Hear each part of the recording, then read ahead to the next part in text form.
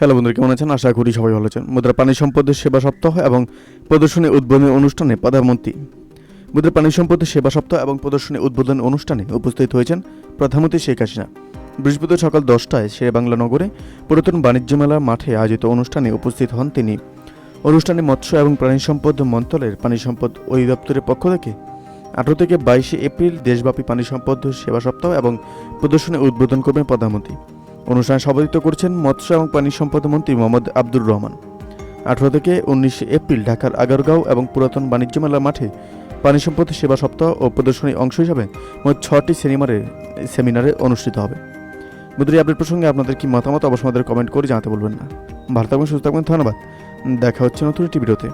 আপনি কোথা থেকে দেখছেন এবং এই আপডেট প্রসঙ্গে আপনাদের কি মতামত অবশ্যই আমাদের কমেন্ট করে জানাতে বলবেন না।